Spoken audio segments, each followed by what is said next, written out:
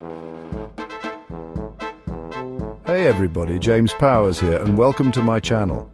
Join me as I dive into the creepiest and most unsettling horror movie secrets you've never seen before. We're going to be diving deep into the dark side of cinema, exploring the hidden details, the subliminal messages, and the downright creepy coincidences that make these films so damn good at keeping us up at night. Horror movies have a way of getting under our skin, making us question what's real and what's not. They tap into our deepest fears, our primal instincts, and leave us with a lingering sense of dread long after the credits have rolled. But what if I told you there are secrets hidden in your favorite horror films? Secrets that can change the way you see these movies forever. Buckle up, horror hounds, because things are about to get real strange. Let's start with a film that's practically dripping with symbolism and hidden meaning. Stanley Kubrick's The Shining. Now, on the surface, you've got Jack Torrance, a struggling writer, taking a job as the winter caretaker of the isolated Overlook Hotel. Sounds simple enough, right? Wrong. This hotel is like a character itself, and every nook and cranny it seems designed to mess with your mind. First off, the impossible layout. Remember how Danny rides his big-wheeled tricycle through the endless hallways, only to end up in places that shouldn't be possible? That's Kubrick messing with us, creating a sense of disorientation and unease. Then there are the Native American patterns everywhere, a constant reminder of the land's violent history and the hotel's dark secrets. And don't even get me started on the carpets. That hexagonal pattern in the main hallway. Some folks say it's a nod to the honeycomb, a symbol of a beehive mind, or maybe even a nod to the hexagonal shape of the Apollo 11 launch pad. Is Kubrick hinting at a connection to the moon landing conspiracy theories? Maybe. And what about those creepy twin girls always popping up at the end of that hallway? They're not just there for the jump scares, folks. They represent the duality of good and evil, the innocence of childhood corrupted by the hotel's evil, and their chilling invitation. Come and play with us, Danny. Forever and ever and ever is enough to send shivers down your spine. But here's a detail that often gets overlooked. The placement of room 237. In Stephen King's book, The Haunted Room is 217, but Kubrick changed it to 237. Why? Some speculate it's a nod to the estimated distance between the Earth and the Moon, 238,000 miles, further fueling those moon landing conspiracy theories. And then there's the blood pouring out of the elevator, a horrifying image seared into our collective horror-loving memories. It's like the hotel itself is bleeding, purging its dark history onto Jack and his family. The more you delve into The Shining, the more you realize it's a film designed to be dissected, analyzed, and debated for years to come. It's a masterpiece of psychological horror, and its secrets continue to haunt us long after the credits roll. Now let's talk about a film that terrified audiences upon its release and continues to hold a certain power, The Exorcist. This movie wasn't just effectively scary, it tapped into something primal, something that resonated with people on a deeply unsettling level. And a big part of that comes from the fact that it's based on, or at least inspired by, true events. The film draws inspiration from the 1949 exorcism of Roland Doe, a young boy who displayed disturbing and unexplainable behavior. While the filmmakers took some creative liberties, the core elements of Doe's possession, the levitation, the violent outbursts, the speaking in tongues, were all incorporated into Reagan's horrifying ordeal. The filmmakers even went to great lengths to make the experience feel authentic. The actors endured freezing temperatures on set, the makeup and special effects were groundbreaking for their time, and the soundscape was filled with disturbing noises and subliminal messages designed to mess with your subconscious. Listen carefully, and you might just hear faint whispers, animalistic growls, and even pig squeals. These subliminal additions were intended to create an atmosphere of unease and heighten the film's disturbing nature. But the real horror lies in the fact that the story of Roland Doe, while extreme, wasn't entirely unique. Exorcisms have been a part of religious and cultural practices for centuries, and the idea of demonic possession continues to fascinate and frighten us. The Exorcist tapped into this primal fear, presenting it in a raw and unflinching way that left audiences reeling. Adding to the film's chilling impact is the infamous Exorcist curse. A series of strange and unfortunate events plagued the production, from unexplained fires on set to the deaths of several cast and crew members.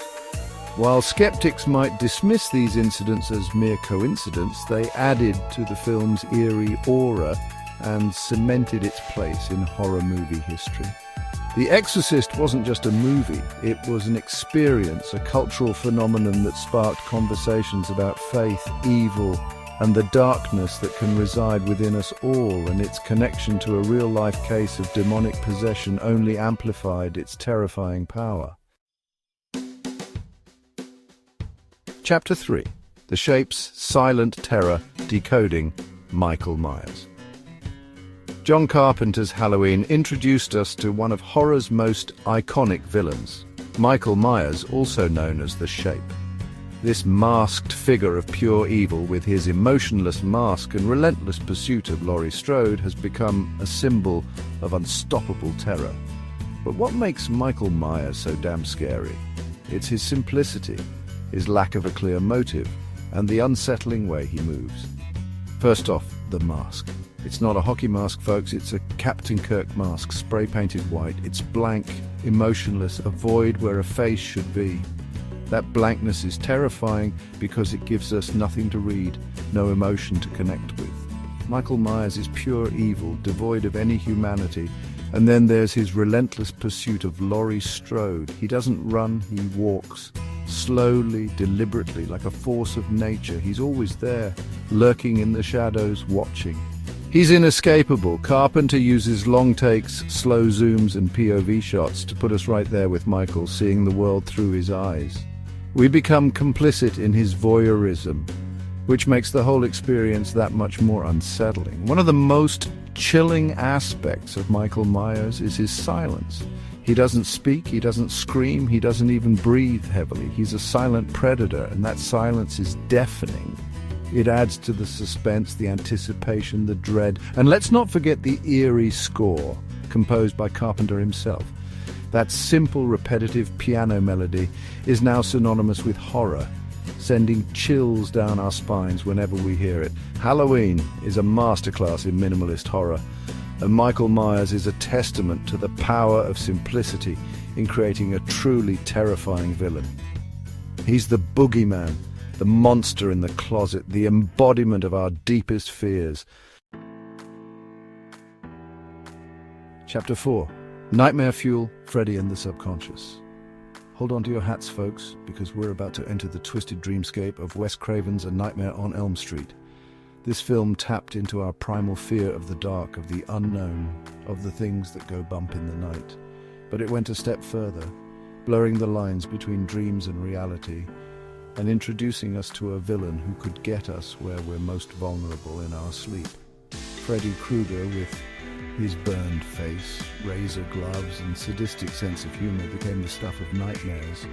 But Freddy wasn't just a monster, he was a manifestation of our deepest fears, our repressed memories, our darkest desires. Craven brilliantly used practical effects and innovative makeup to bring Freddy's nightmarish world to life. The melting walls, the stretching hallways, the blood geysers, it was all real, all tangible, all the more terrifying because of it. And then there's Freddy himself. Robert Englund's performance was both menacing and darkly comedic. He gave Freddy a personality, a twisted sense of humor that made him all the more terrifying. He wasn't just a monster, he was a showman, reveling in the fear he inflicted. One of the most disturbing aspects of A Nightmare on Elm Street is the way it explores the idea of urban legends and the power of fear itself. Freddy's power came from the fear of the children on Elm Street.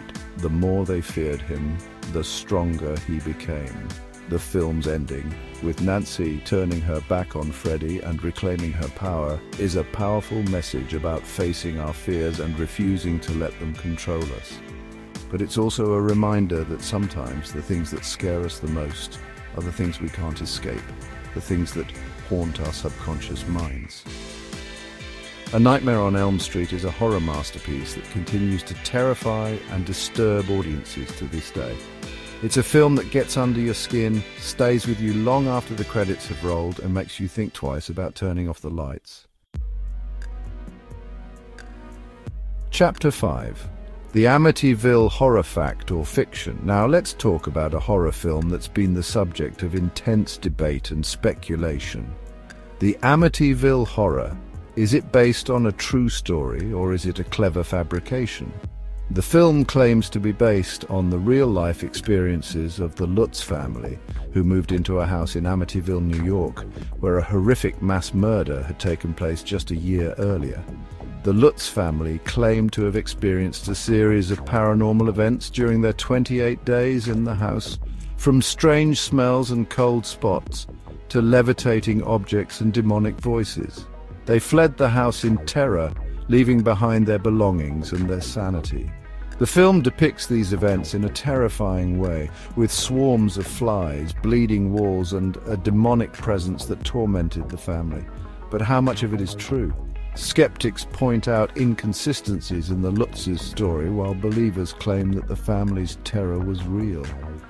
One of the most chilling aspects of the Amityville case is the house itself.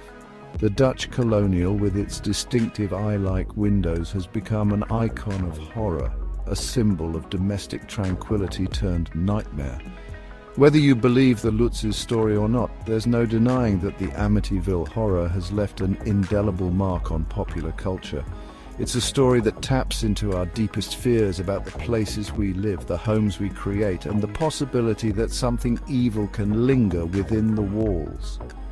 The film's success spawned a franchise, with sequels, prequels, and remakes exploring different aspects of the Amityville legend, but the original film remains the most effective, perhaps because of its claim to be based on a true story. The Amityville Horror is a reminder that sometimes the scariest stories are the ones that hit closest to home. It's a film that makes you question what you believe, what you fear, and whether you'd be brave enough to spend a night in the Amityville house. Outro: keep the nightlight on. Well, there you have it, folks. A glimpse into the secrets and hidden meanings lurking beneath the surface of some of horror's most iconic films. Let's recap some of the key secrets we've discussed today. From the hidden meanings in The Shining to the terrifying true story behind The Exorcist. We've explored the unsettling symbolism of The Shining, the real-life inspiration behind The Exorcist, the minimalist terror of Halloween, the nightmarish world of A Nightmare on Elm Street, and the chilling ambiguity of the Amityville Horror. The next time you watch a horror movie, pay attention to these secrets, pay attention to the hidden meanings and Easter eggs. You never know what you might find lurking just beneath the surface. If you've got a favorite horror movie secret, be sure to share it with me in the comments below, and don't forget to check out my previous compilations for more chilling revelations. Until next time, stay scared.